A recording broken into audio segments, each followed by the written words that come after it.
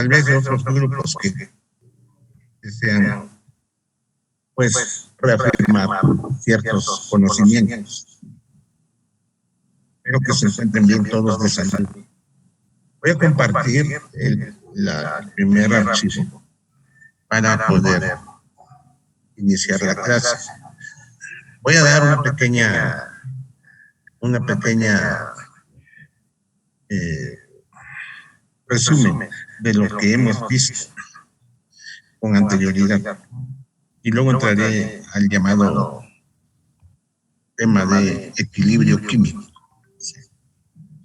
Ese tema está titulado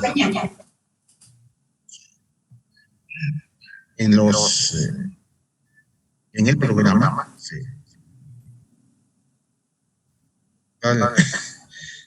Como dice la siguiente parte,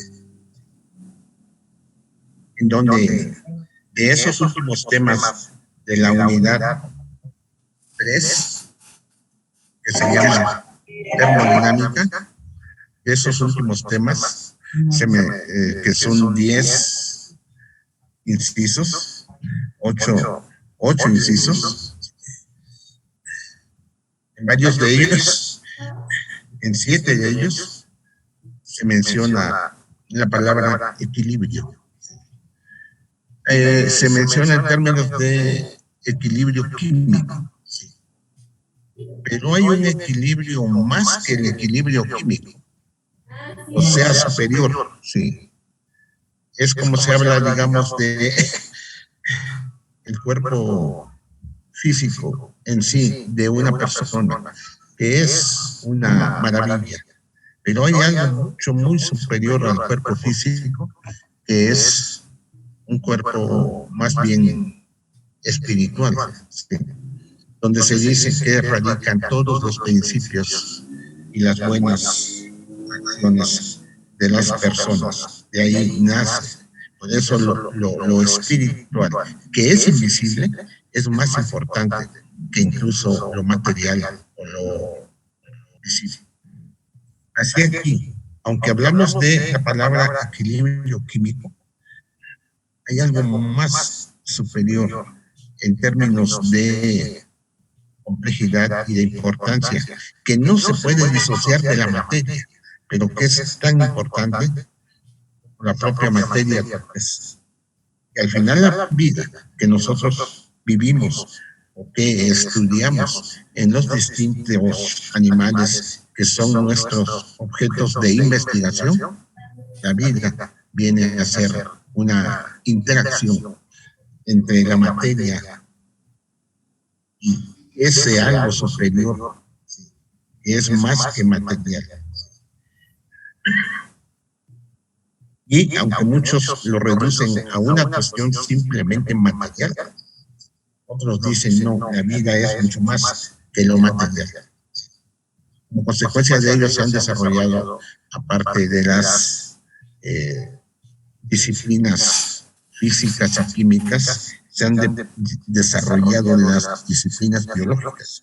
Y el último punto del programa, de la unidad 3 del programa, habla de bioenergética, donde nos vamos a referir más a los seres vivos, que son la interacción de la materia con una estructura que trasciende todo lo que es la materia, ¿sí? Y produce este maravilloso fenómeno llamado vida. Entonces, ese sería el tema de hoy que veríamos en la siguiente parte. Desgraciadamente tengo que ir a Chapingo, estoy en Texcoco y necesito desocuparme pronto, entonces tal vez nada más tengamos 40 minutos o unos 40 o 60 minutos de clase y les, digamos, quitaría de su tiempo 20 minutos tal vez por esta necesidad que tengo de ir a Chapingo. Bien, entonces decíamos que habíamos hablado en términos muy físico-químicos del concepto de entropía, ¿sí? Que es una palabra que viene del griego y que en última instancia significa calor. Entonces, hablar de entropía es hablar de calor, ¿sí? Sí. Pero no todo calor es, podemos decir, el mismo calor. Hay calor que se produce por un sistema no viviente o calor que se produce por un sistema viviente. Un carro, por ejemplo, al prender el motor produce calor. No está vivo, pero produce calor. ¿Sí? Podemos referirnos a entalpía, el calor que produce el carro. ¿Sí? Pero el ser vivo también produce calor. Nosotros estamos continuamente produciendo calor como seres humanos. Continuamente estamos produciendo calor y ese calor mantiene nuestra temperatura. Si 15 minutos dejáramos de producir calor, inmediatamente la temperatura del cuerpo baja, lo percibimos y nos enfermamos. Este cambio drástico de temperatura hacia lo frío lo percibimos cuando salimos del baño. Al salir del baño, inmediatamente procuramos taparnos, porque el agua que queda de que nos bañamos comienza a evaporarse. Y al evaporarse, quita calor de nuestro cuerpo, quita entalpía. ¿Sí? Y al quitar entalpía, se enfría el cuerpo. ¿Sí? Acuérdense, la primera ley de la termodinámica dice que si un cuerpo cede calor al medio ambiente, disminuye su temperatura. Si yo pongo en contacto un cuerpo caliente con un cuerpo frío, el cuerpo frío disminuye su temperatura y el cuerpo frío aumenta su temperatura y el cuerpo caliente disminuye su temperatura. Esa ley la vemos como ley cero de la termodinámica. Dice que el calor pasa de cuerpos calientes a cuerpos fríos, nunca al revés. Un cuerpo frío no puede aumentar la temperatura de un cuerpo caliente. Al revés, en cambio, el cuerpo caliente sí aumenta la temperatura del cuerpo frío. ¿Sí? Por eso la flama de la estufa o del mechero es de 500 grados Celsius y podemos hervir el agua a 100 grados Celsius, porque la flama tiene 500 grados Celsius. Se cumple la ley cero de la termodinámica, que dice que el calor se transfiere de los cuerpos a mayor temperatura a los que tienen menor temperatura, nunca al revés. La otra ley que vimos es la segunda ley de la termodinámica. Esa segunda ley de la termodinámica dice que al suceder una transferencia de energía, entonces hay desorden que se produce. Eso lo vimos también con un carro. El carro, al pasar energía química de la gasolina que tiene almacenada en el tanque de gasolina hacia gases de combustión, entonces genera gases que desordenan el medio ambiente. Eso lo vimos con la siguiente ecuación. Aquí en este recuadro está esta ecuación. La glucosa, que podría ser la gasolina aquí. Esto que tenemos aquí es glucosa, pero sucede exactamente en el cuerpo de los animales, que captan oxígeno en sus células a través de la respiración para producir dióxido de carbono y agua. Esto lo vimos en la clase anterior y dijimos que son 6 moléculas de dióxido de carbono y 6 moléculas de agua que se producen cuando una molécula de glucosa reacciona con 6 de oxígeno. En otras palabras, como reactivos tenemos 7 moléculas para producir 12 moléculas. En otras palabras, si yo tengo algo que produce más unidades o muchas unidades de un objeto, significa que el objeto pasó a un estado de mayor desorden molecular. Acuérdense que las moléculas siempre están en movimiento. Así que, si yo tomo en cuenta el movimiento de las moléculas de dióxido de carbono y agua, son 12 que ya dijimos que son 12 miles de millones de moléculas, porque aquí está en términos de una sola molécula de glucosa, pero si hablamos de un mol de glucosa o de 180 gramos de glucosa, hablamos de cantidades gigantescas de miles de millones, como lo es el número de Avogadro, ¿sí? Nada más que solamente que aquí está escrito en términos de una molécula. Si hablamos aquí que es 1 millón de moléculas de glucosa, reaccionarían con 6 de oxígeno para producir 6 millones de moléculas de dióxido de carbono y 6 de agua. En otras palabras, de 7 millones, una de glucosa más 6 de oxígeno, 6 millones de oxígeno, de moléculas de oxígeno más 1 millón de moléculas de glucosa, da 7 millones de moléculas antes de que suceda el proceso llamado respiración. Va a producir 12 millones, o sea, casi el doble de moléculas. Eso lo estamos haciendo cada día en nuestro cuerpo a partir de glucosa, pero el carro lo hace a partir de gasolina. ¿Cuántos kilos de gasolina gasta un carro que se desplaza 100 kilómetros? Sí. Si su rendimiento es de 10 kilómetros por litro, al desplazarse 100 kilómetros, va a gastar o a consumir 10 litros de gasolina. Si cada litro de gasolina pesa 500 gramos, digamos, no es así, pesa cerca de 1 kilo. Pero bueno, digamos que pesa 1 kilo, pesa menos de 1 kilo. Entonces, 10 kilos de gasolina genera una enorme cantidad de miles de millones de moléculas. Entonces se desordena el medio ambiente terriblemente como consecuencia de que los carros y todos los animales y en general todos los seres vivos están consumiendo combustibles. El combustible para el ser humano y los animales es la glucosa y otro tipo de moléculas, pero en esos procesos de transferencia de energía se produce mucho desorden molecular. ¿Qué significa ese desorden molecular? Que aumenta la cantidad de moléculas que se producen. Vean que este es un proceso degradativo. ¿Sí? Es como que si yo tengo un muro es una sola pared. Si yo lo destruyo, se generan, según el tamaño de la pared, digamos un muro de 10 metros cuadrados, habiendo, ¿cuántos tabiques hay? 30 tabiques por metro cuadrado.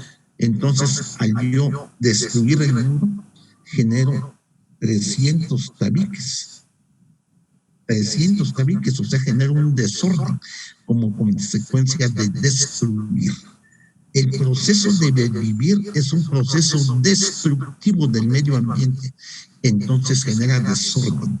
Esa ley de transferencia de energía que dice los seres vivos cuando respiran, por algo respiran. ¿Para qué respiramos? Para poder vivir. Porque si no respiramos no podemos vivir. O sea, en este intermedio de respirar hay vida que se produce en forma de otras moléculas que deben producirse para poder hacer posible el fenómeno de la vida. Si yo no respiro, no puedo vivir. Por lo tanto, para vivir tengo que respirar. Y el respirar es degradar, es desordenar el medio ambiente, es producir mucho desorden, muchas moléculas en el medio ambiente, pero es necesario para poder vivir. Entonces, obligadamente, los organismos vivos desordenan el medio ambiente. Eso se llama segunda ley de la termodinámica. Y la primera ley ya la vimos, que en los procesos de transferencia de energía, la energía no se crea ni se destruye. En otras palabras, si el carro consume, o digamos utiliza en forma de calorías, 1000 calorías de su tanque en forma de gasolina. Entonces, y produce un trabajo que consiste en transportarme de un lugar a otro, que son 600 calorías. La primera ley de la termodinámica, ¿qué me dice? Alguien que quiera contestar esa sencilla pregunta. No sé si le están poniendo atención, muchachos, o estoy hablando. ¿En qué se transformó, Benito?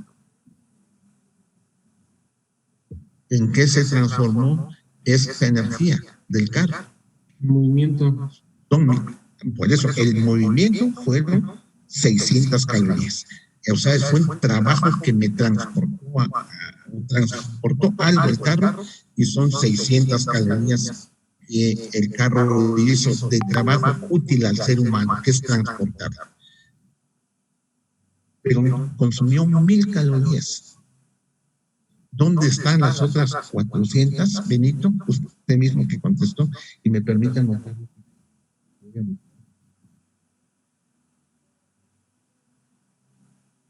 Las calorías, las 400 calorías restantes, Benito, ¿en qué quedaron?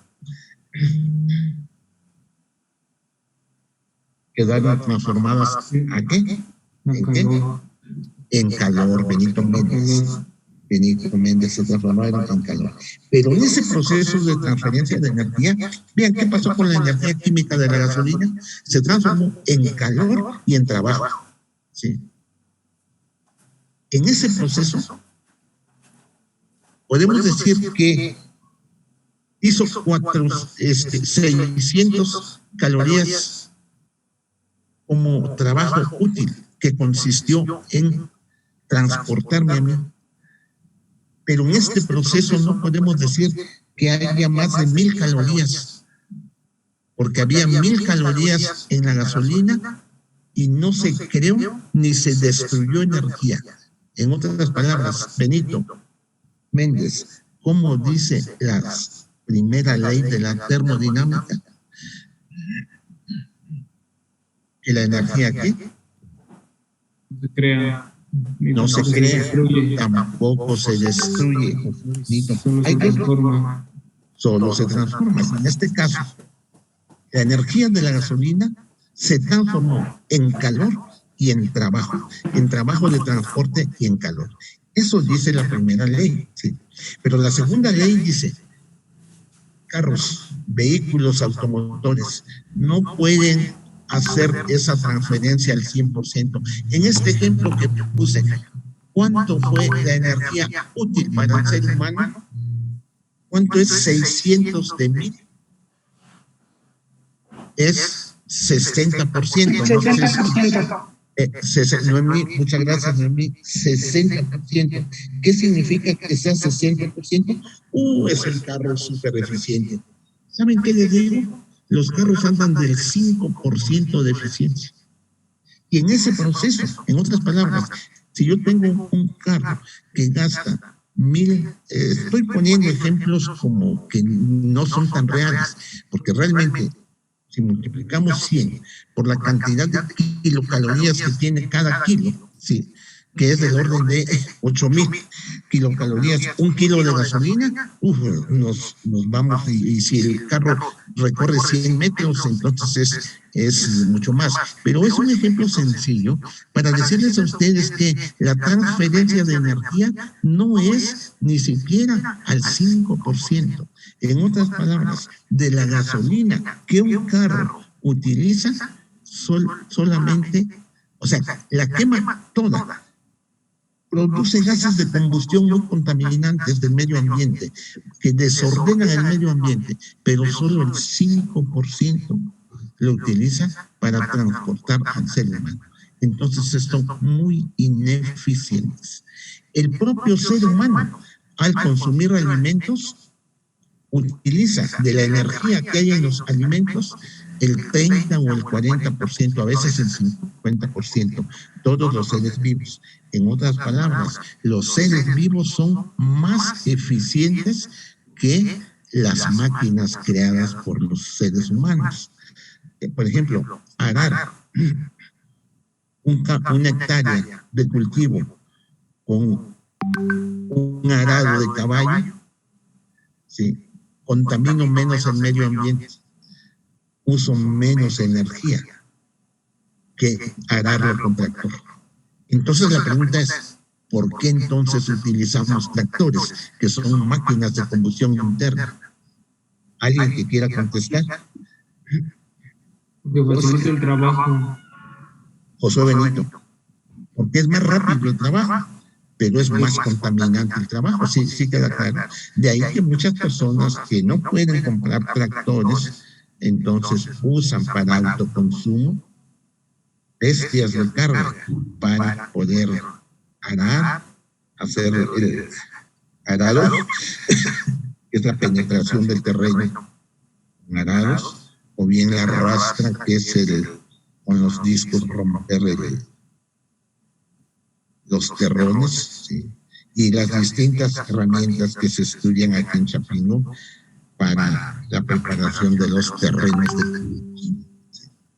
Bien, voy a pasar al siguiente ejemplo. Ya lo habíamos visto como repaso, estamos aquí. Dijimos que la primera ley de la termodinámica, esto de que se produce calor, la habíamos representado de esta manera, ¿sí? Con esta ecuación, que dice que el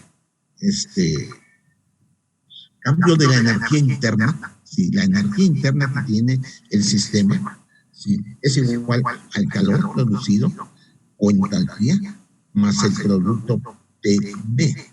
El producto presión por volumen, que lo vimos en la ley de Boyle de los gases, tiene unidades de joules, o sea, unidades de energía.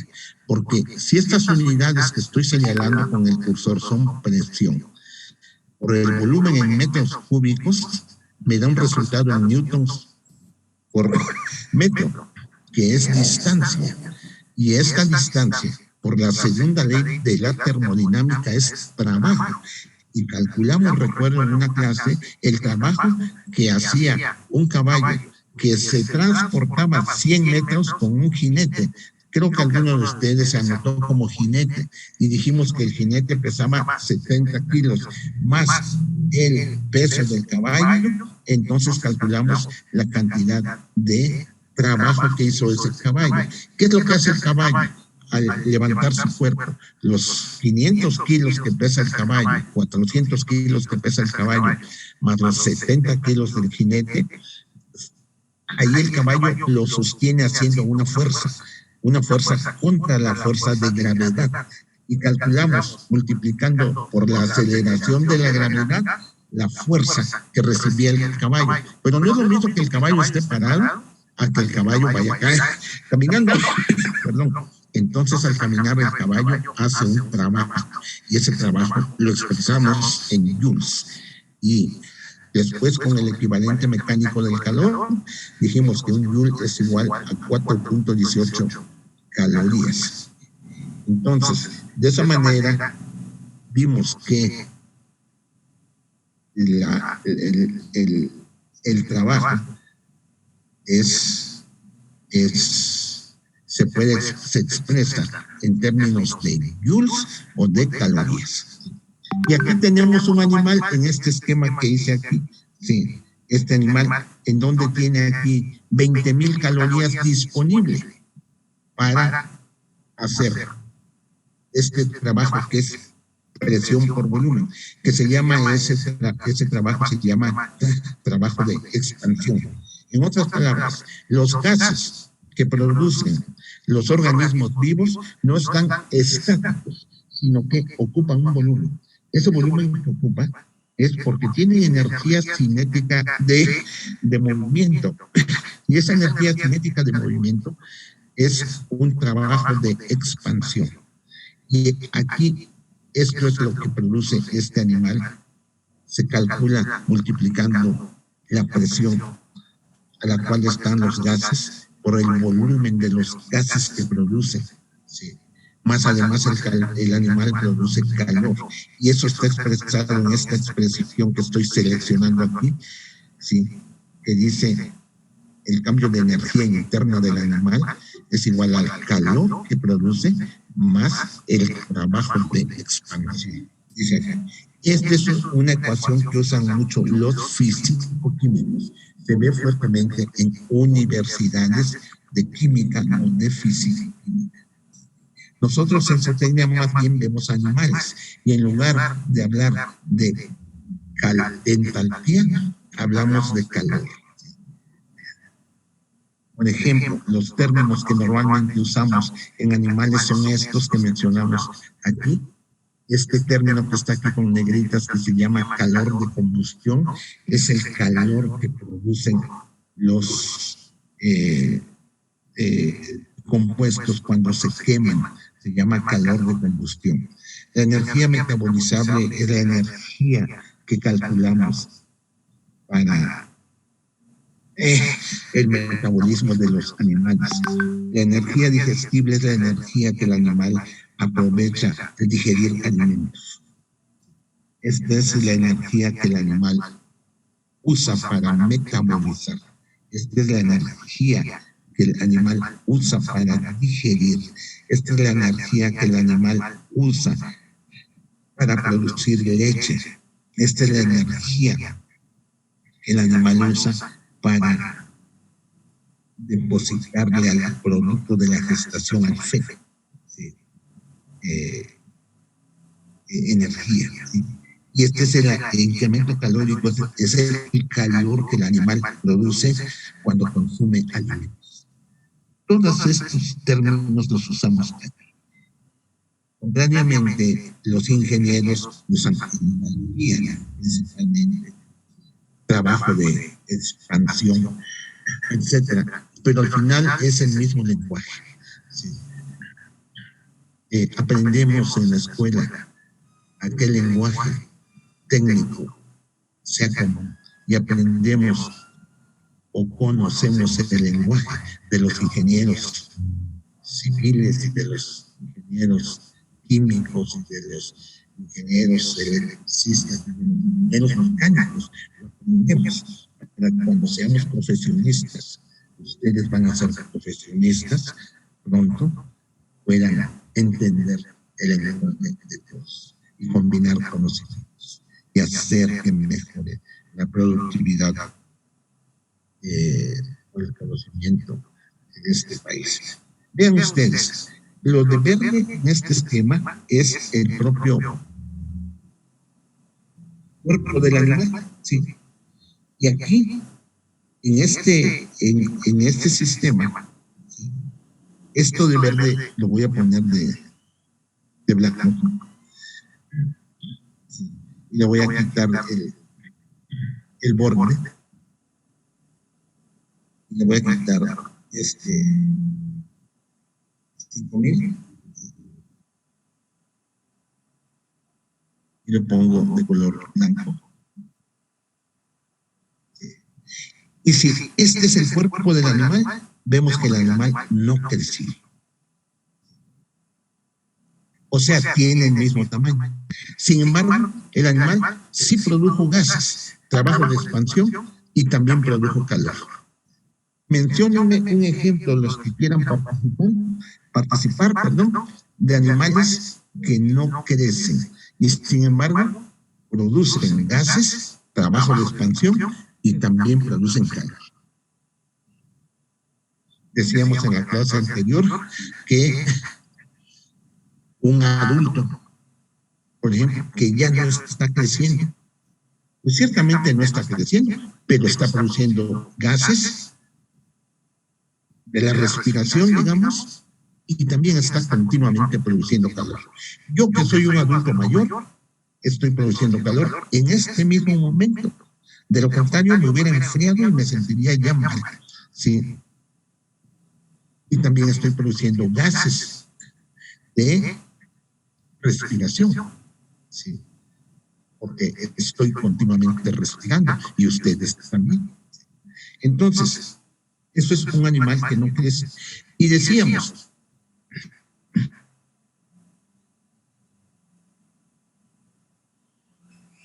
el animal produce 3000 calorías, ¿sí? de aquí poníamos, el animal produce 3.000 calorías de trabajo de expansión, es decir, de gases o de movimiento molecular, y 6.000 calorías de calor, porque el animal necesita mantenerse a una temperatura dada. Y también produce desechos, 1.000 calorías de desechos. Entonces la suma de esto, sí, la suma de 6.000 más 3.000, 9.000, más, vamos a poner aquí, 3.000 calorías de desecho, son 12.000, sí. Vamos a decir que el animal consumió 12.000 calorías de alimento, sí. No creció, y produjo 12.000 calorías en forma de energía de gases, calor y desechos. ¿Qué estamos viendo allí? Que la suma de estos tres números, ¿cuánto es? 12.000, igual a lo que el animal que cosa consumió. Conclusión, ahí es la primera ley de la termodinámica. No sé si están viendo, la energía no se crea en el proceso de transferencia de energía. ¿Están viendo la transferencia de energía? Me pueden decir, sí, esta energía, sí, que es, sí, esta que está aquí de color blanco, seleccionada, es alimento, es energía en el alimento. En cambio, ya no es alimento, es la energía que produjeron los gases de desechos. ¿Sí? Y esta es el calor, la energía que produjo ese animal. Y los desechos, vamos a hablar de los desechos sólidos y líquidos. ¿Cuáles son los desechos sólidos y líquidos de los animales jóvenes?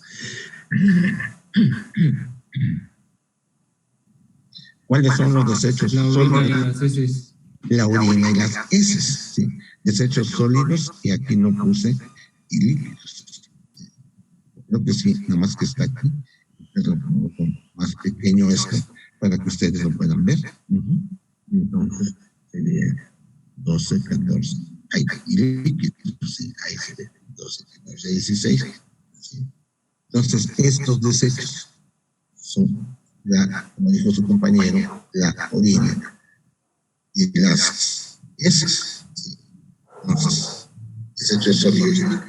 Y los desechos gaseosos están en este trabajo de expansión. Sí. Espero que haya quedado claro. Pero otra cosa es que yo quiero que el animal crezca. No sé si queda claro. ¿Queremos que el animal crezca? Queremos que los animales crezcan. Vamos a decir que queremos que crezca esto. Entonces, inmediatamente la intuición, ¿qué les dice a ustedes? En lugar de darle 12.000 calorías, le tengo que dar más. Si no, el animal no va a crecer. ¿Cómo se llama esta energía que el animal, al cual le proporcionamos al animal?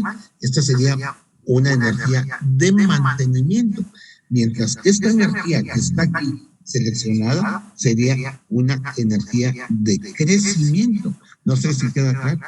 Y en general yo no quiero nada más mantener a los animales en peso, sino que muchos animales queremos que además crezcan y que crezcan bien. ¿Sí?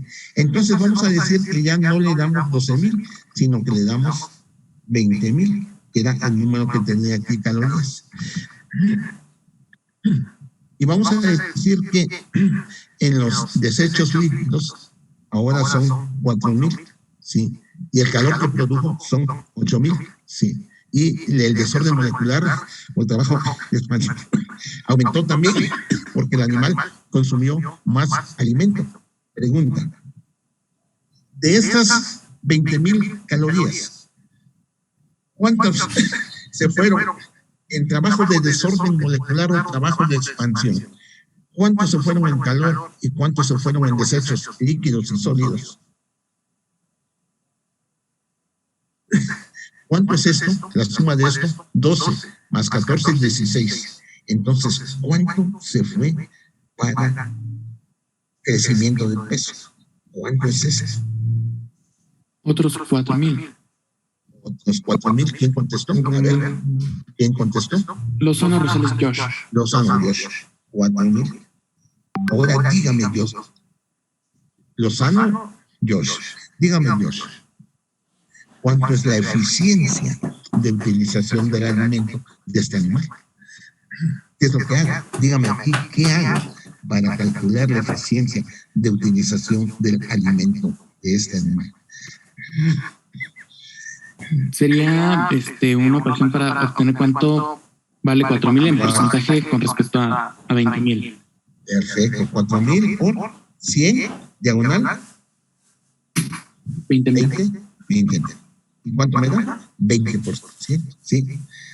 Es mucho mayor que la eficiencia de un carro, pero aún así es muy baja respecto a la eficiencia total. ¿Quedó claro, muchachos? Sí. Entonces espero que no haya problema en este asunto de eficiencias. La segunda ley dice, es tremendamente ineficiente el ser humano.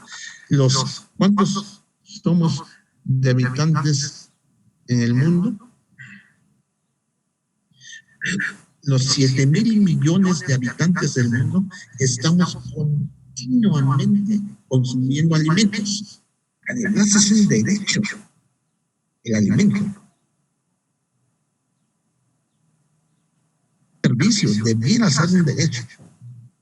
Estamos continuamente produciendo gases de combustión ineficientemente, porque de cada 100 calorías que tomamos en forma de alimento, solamente 20 utilizamos para crecer o para nuestras funciones vitales. Aquí puse crecimiento, pero podría ser un ser humano, una mujer que esté lactando, va a requerir más de 20,000, etcétera, ¿no? Estos son ejemplos burdos. Lo más importante es la segunda ley de la termodinámica. Dice que es imposible hacer que las transferencias de energía sean al 50 o más del 50%. Eso andamos buscando todos los investigadores del mundo, cómo hacer que los alimentos sean más eficientes en su utilización. Eso se está haciendo, Chapín, buscando distintos tipos de alimento y estrategias de alimento. Ustedes tienen una materia que se llama estrategias de alimentación. Y una muy sencilla es la siguiente: los desechos salen mezclados con alimento, por eso puse aquí esto de color azul. ¿Cómo hacer para que los animales no desperdicien tanto alimento? Me voy a desconectar porque ya falta menos de un minuto y me vuelvo a conectar, muchachos, con el permiso de ustedes. Gracias. Adelante, profe, lo esperamos. Muchas gracias.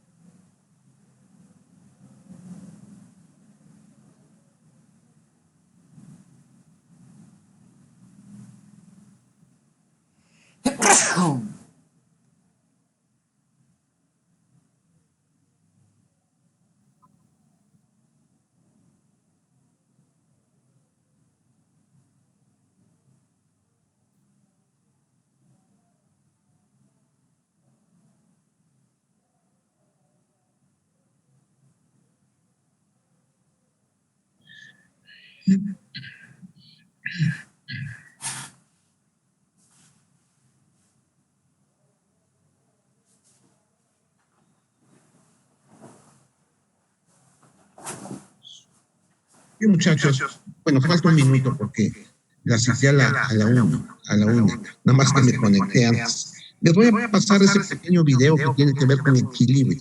Sí. El video dura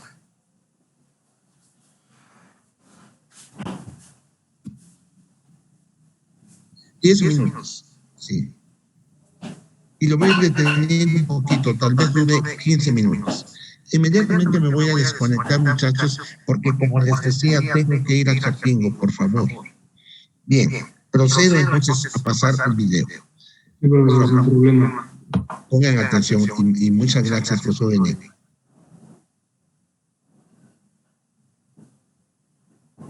Pueden transformar en productos y los productos se pueden transformar en reactivos. Es decir, hay un equilibrio dinámico del sistema.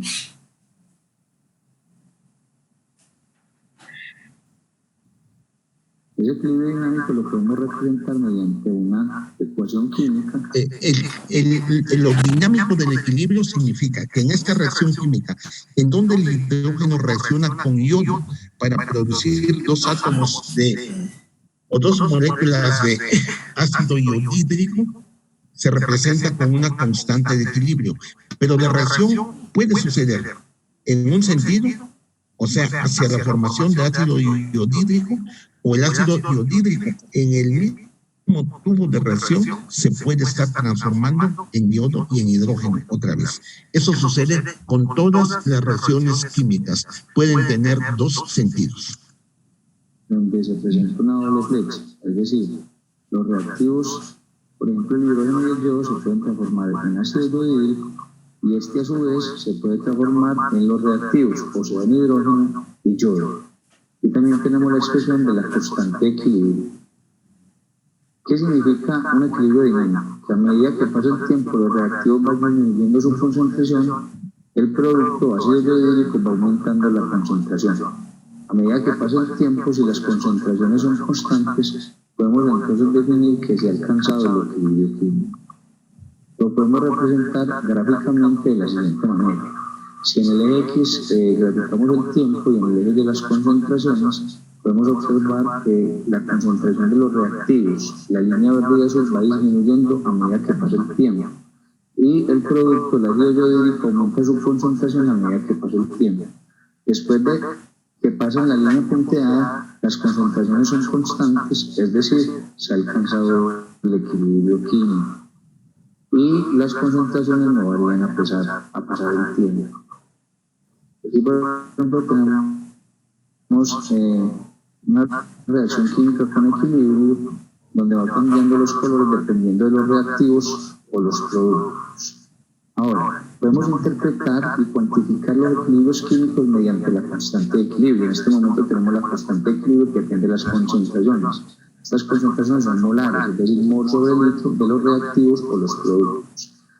En la expresión, los productos están en el numerador y los reactivos en el denominador, elevados al coeficiente estequiométrico que resulta del balanceo de la reacción química. Vean que aquí está el metano, que también lo producen las vacas. Exactamente esta reacción, por eso lo escogí.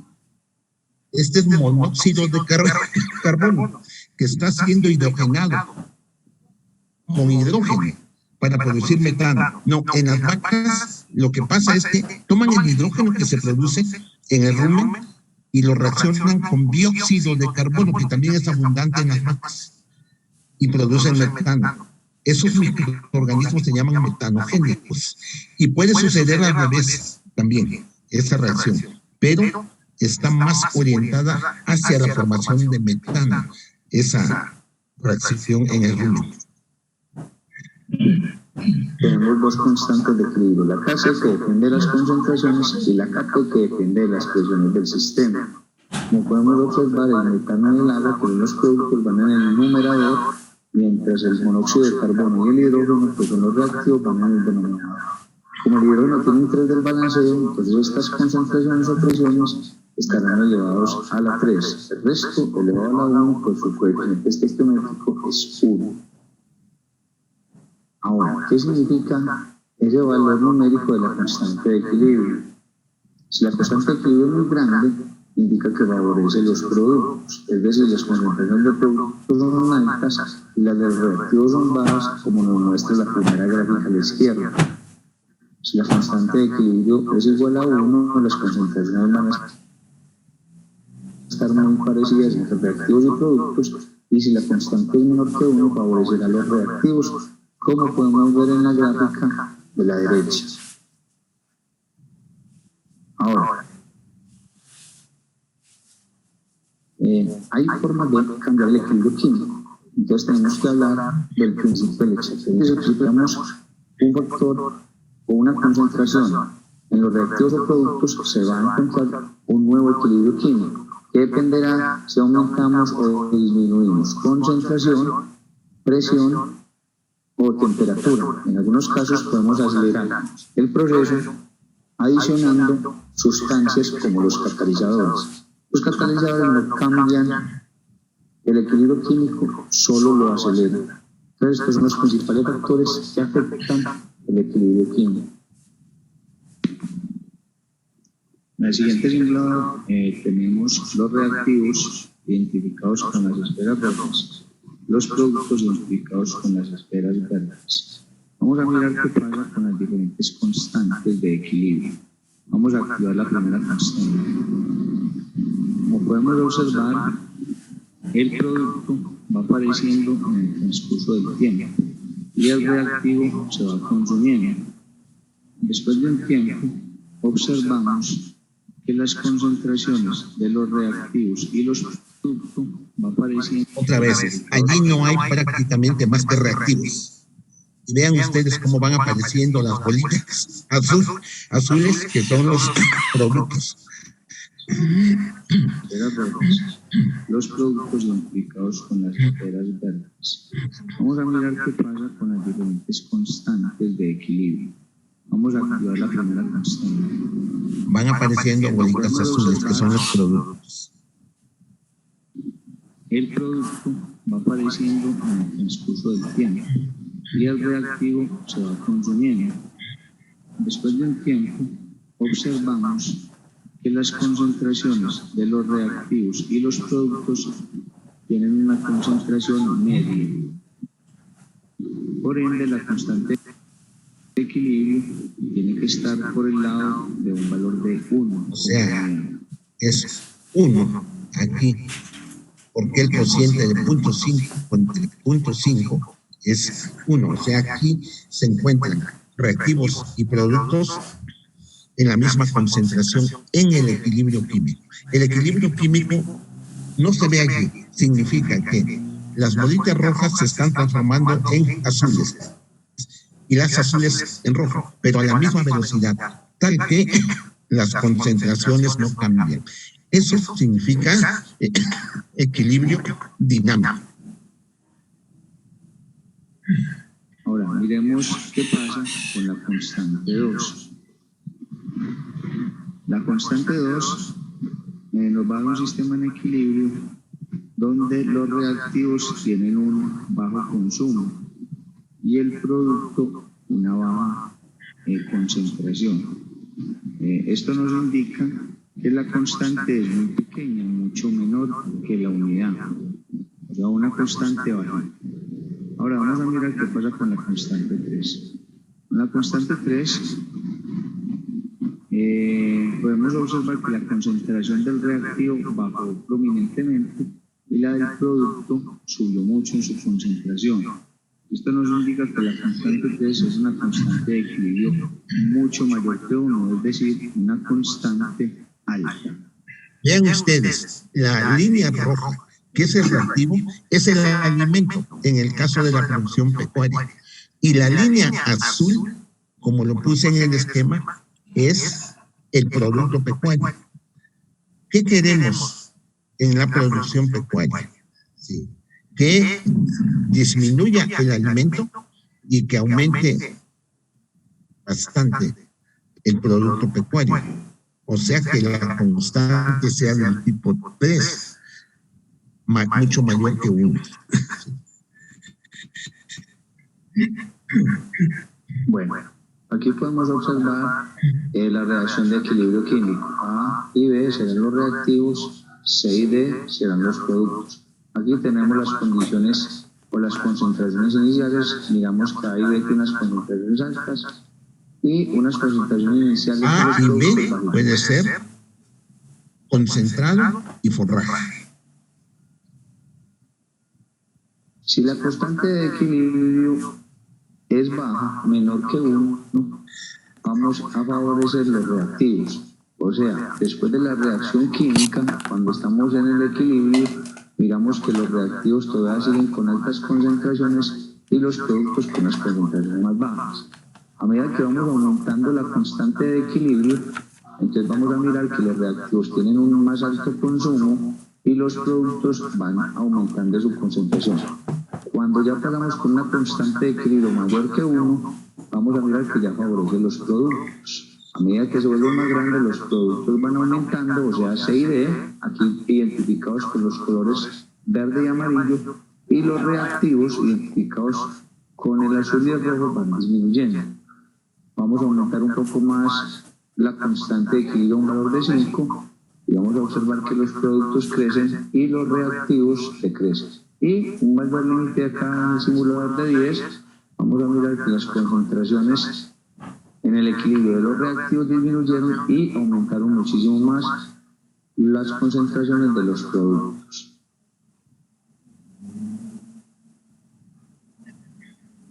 Vamos a mirar el principio de Le Chatelier en esta aplicación. En este momento tenemos el proceso Haber. El proceso Haber tiene como reactivos el hidrógeno y el nitrógeno, y como productos el amoníaco, NH3. Ahora, vamos a iniciar con una concentración de moléculas de hidrógeno de 15 y moléculas de nitrógeno de 15, que interpretan en concentraciones sería 0,15 y 0,15. Vean, el hidrógeno aparece en el resumen. Y el nitrógeno también. Aunque esta reacción no se da en el rumen sí se produce amoníaco. Entonces, de alguna manera, este ejemplo no está tan alejado de nuestras observaciones en el rumen.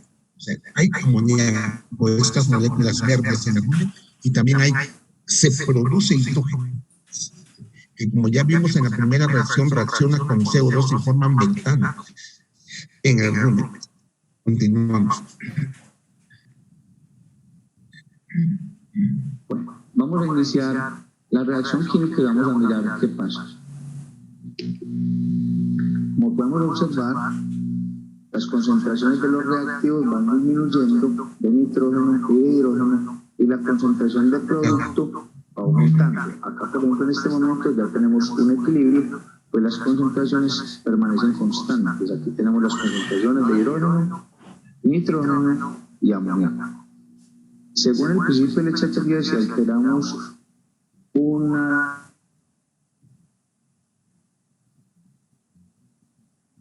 de las concentraciones de los reactivos de los productos, vamos a ver la reacción, por ejemplo, la cantidad de moléculas de hidrógeno.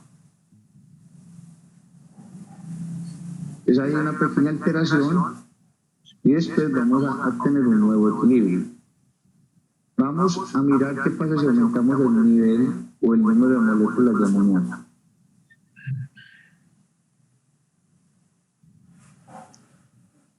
También tenemos una ligera variación y obtenemos un nuevo equilibrio.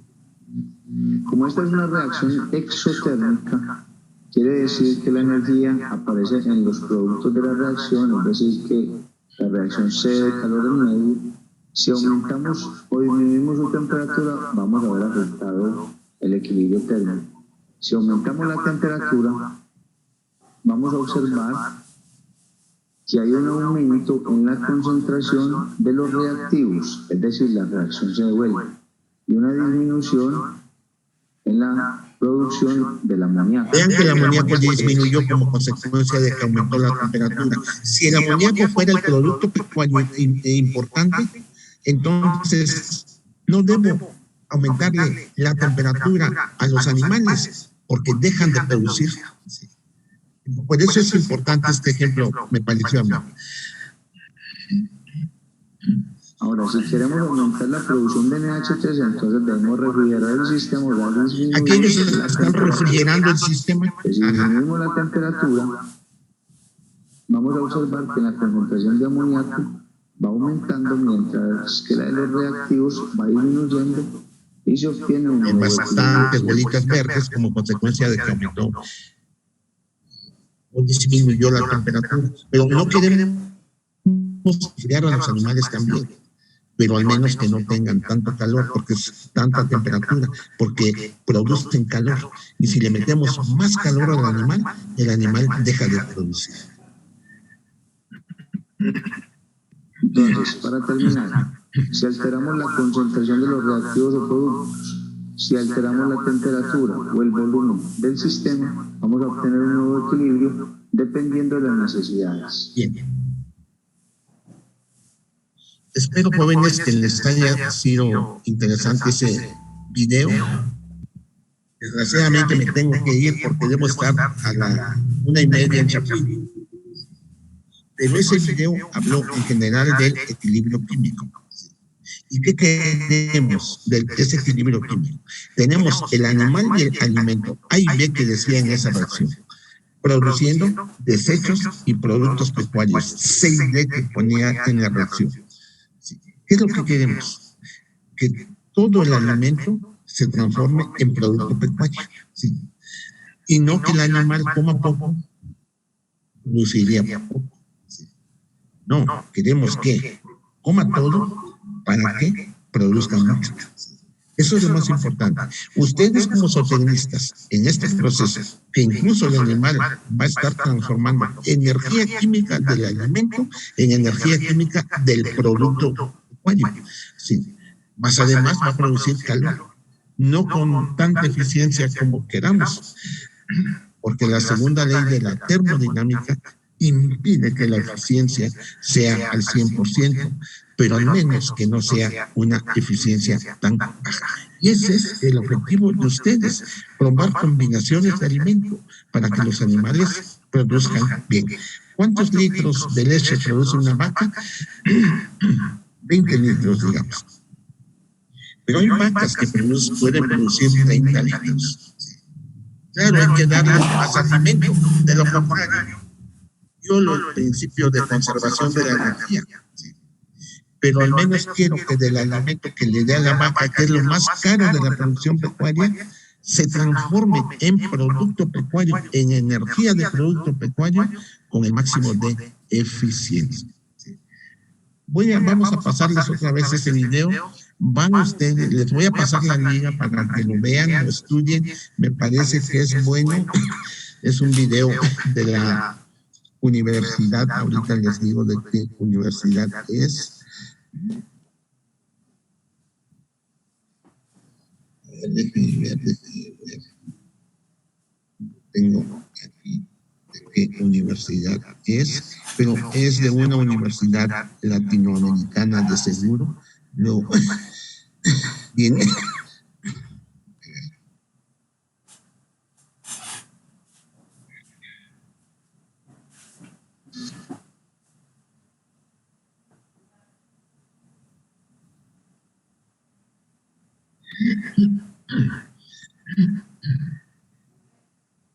Bien, es un video de alguna universidad latinoamericana, me parece que no es de México, no es de la UNAM, que también tiene muchos videos, También Chapingo tiene varios videos. A ver si pronto comenzamos a hacer videos para pasarlos a YouTube los maestros del departamento de Sofía. Pero aquí termina el tema, o casi termina el tema de energía. Voy a abrir una clase más para explicar un poquito más el concepto de equilibrio químico y un equilibrio súper importante que es el equilibrio, el estado estacionario, que es un tipo de equilibrio que algunos dicen que no es equilibrio porque se sale del equilibrio químico. Es ese equilibrio que nos mantiene los niveles de glucosa constantes en la sangre, los niveles de todos los componentes constantes en distintos tejidos, todo eso que se llama homeostasis, el nivel de agua constante. No puede haber más agua en un tejido que en otro porque inmediatamente implica enfermedad en el humano y también en los animales. Ese equilibrio que nosotros mantenemos no es un equilibrio químico, como les decía al principio de la clase. El ser humano trasciende las leyes de la química y de la física. ¿Sí? Es más grande que simplemente materiales químicos y físicos y leyes de la química y de la física. Hay otras leyes, entre ellas las leyes del estado estacionario, que vamos a discutir un poquito filosóficamente tal vez y con ejemplos también en la próxima clase. Que tengan ustedes muy buen día, muchachos. Gracias por permitirme irme 10 minutos antes. Cuídense, por favor. Gracias, profe. Hasta luego. Hasta luego, profesor. Gracias. Gracias, profe. Hasta luego. Que les vaya bien. Hasta luego. profe. Hasta luego. Adiós. Cuídense, por favor. Hasta luego, profesor, que esté bien.